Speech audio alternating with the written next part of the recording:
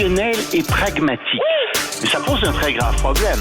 Je t'assure qu'il n'y a aucun politologue sérieux qui va te dire « Oh, j'ai le droit! » Un politologue, pas comme les autres.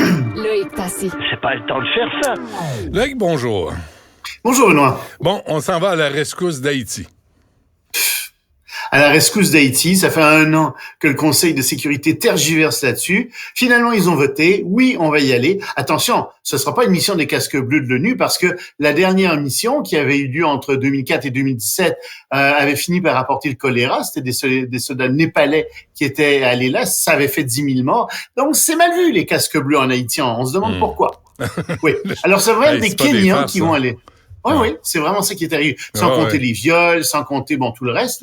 Là. Donc, ce sont des Kenyans qui vont envoyer une mission de 1000 hommes. Il va y avoir des Jamaïcains qui vont être là-dedans, des gens qui viennent des Barbades, d'autres pays, on ne sait pas trop. Sauf qu'il y a un problème. Puis, sais-tu, c'est l'ambassadeur de Chine à l'ONU qui l'a soulevé. Il a dit, mais c'est parce que il n'y a pas de gouvernement légitime en ce moment en Haïti. Qui est-ce que vous allez aider?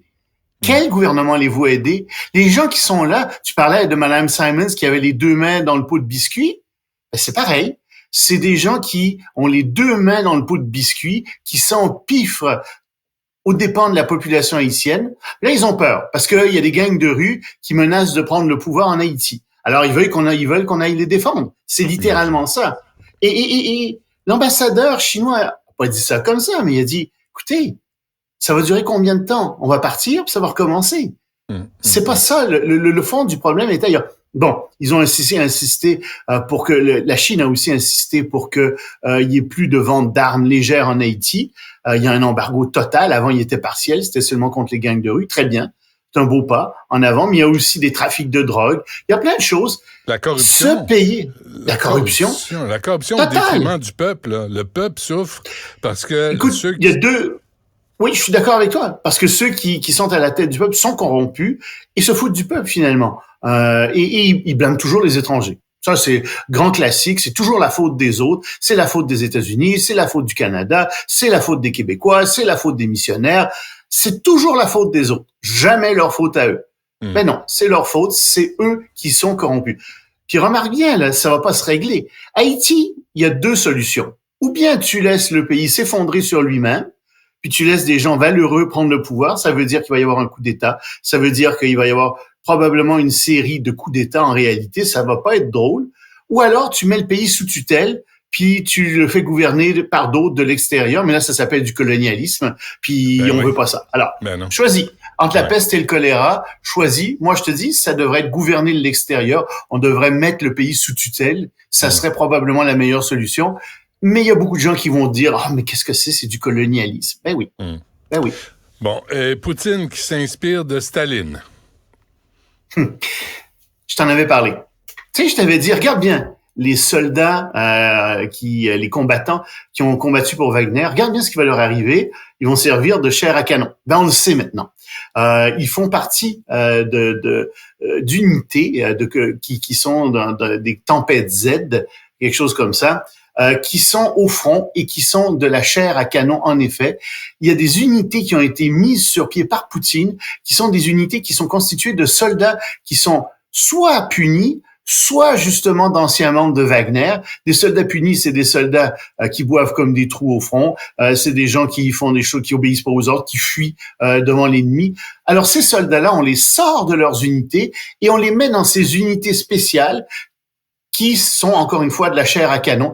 Il paraît que, selon ce qu'on a sorti, ils sont même pas soignés, ces gens-là. Tout ce qu'on veut, c'est que ils aillent au front, qu'ils avancent comme ils peuvent, et c'est tout. Ils sont punis. Et oui, c'est Staline qui faisait ça. Et oui, Poutine se rapproche de Staline en faisant ça. Une autre façon dont Poutine se rapproche de Staline. Ça augure rien de bon, remarque. Là. Non, ben écoute, remarque, je le comprends. Hein, si j'étais à sa plage, je me méfierais comme des gars de Wagner, parce que je pense que s'il y a des gens qui peuvent descendre Vladimir Poutine, c'est eux. Ils ont l'entraînement pour le faire, ils ont les armes pour le faire, puis ils sont organisés. Donc effectivement, je les enverrai au front. Mais c'est une façon de faire la guerre qui n'est plus acceptable de nos jours. Bon, Matt Gaetz, il est aimé, là. C'est un ami de Donald Trump, ça.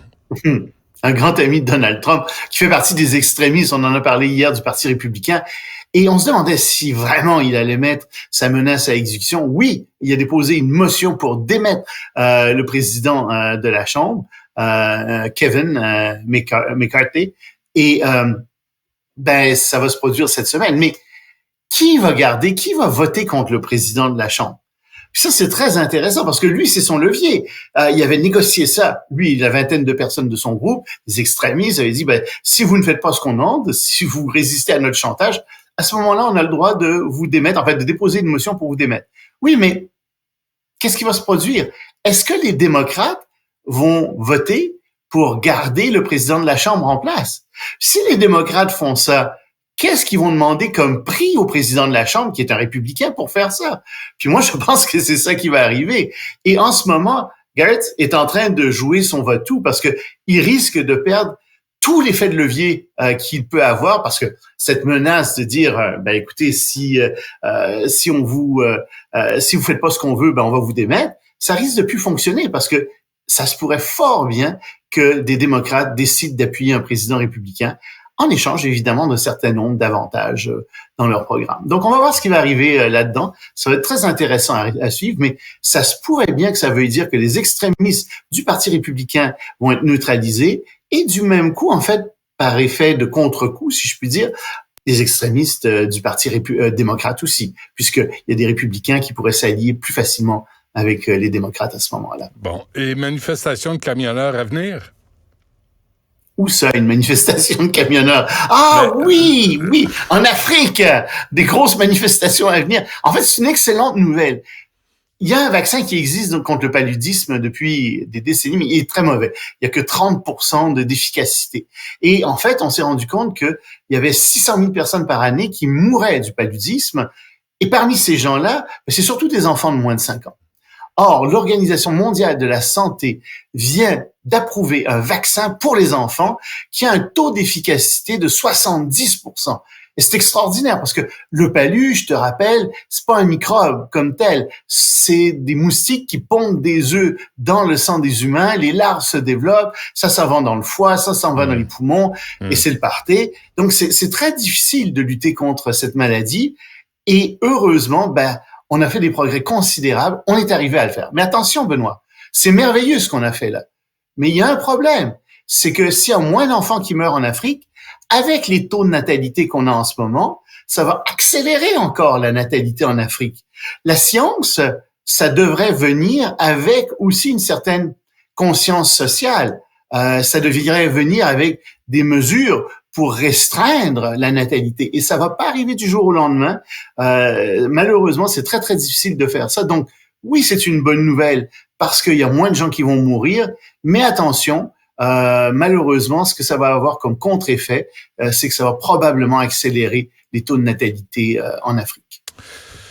Bon, parfait. Pas de natalité, mais nombre d'enfants par famille, c'est ça que je veux dire. Et de surpopulation, puis de tout de surpopulation, exactement. Loïc, merci. À demain. Je t'en prie. Salut.